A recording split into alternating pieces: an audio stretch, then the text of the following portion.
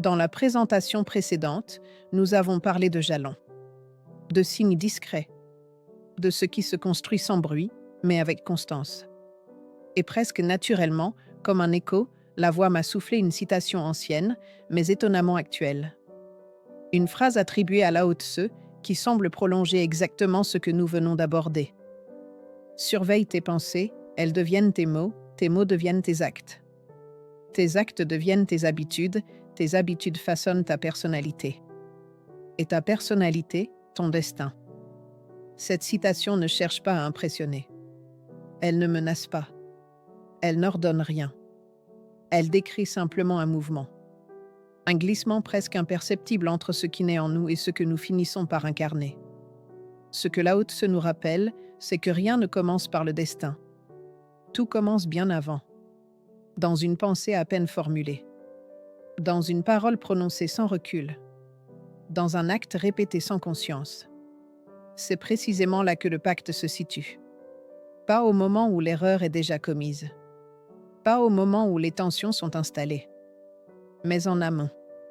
Là où chacun peut encore observer ce qui le traverse avant que cela ne devienne un comportement.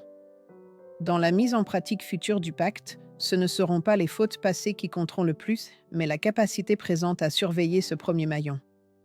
La pensée, l'intention, le regard intérieur. Car une société ne se dégrade jamais d'un coup. Elle se transforme lentement par des habitudes tolérées, des paroles banalisées, des comportements excusés. Et inversement, une autre manière de vivre ensemble ne naît jamais d'un grand discours, mais d'une attention renouvelée à ce que chacun laisse sortir de lui. Et peut-être faut-il aller encore plus loin. Peut-être que surveiller ses pensées ne signifie pas les contrôler, mais les reconnaître, les entendre, les questionner, les laisser passer, parfois, sans leur donner le pouvoir de devenir des actes. Le pacte ne demande pas de devenir quelqu'un d'autre. Il propose d'éviter de devenir, sans s'en rendre compte, quelqu'un que l'on n'aurait jamais voulu être. Alors cette citation, vous pouvez la prendre comme un rappel, ou comme un miroir, ou simplement comme une invitation. Car si le destin existe, il se construit rarement dans l'urgence. Il se façonne, jour après jour, dans ces petits choix invisibles que personne ne regarde. Sauf vous. Restons en chemin, avec vigilance et avec conscience. Et si vous êtes abonné, vous pouvez prolonger cet échange dans le groupe WhatsApp dédié, dont le QR code s'affiche ici.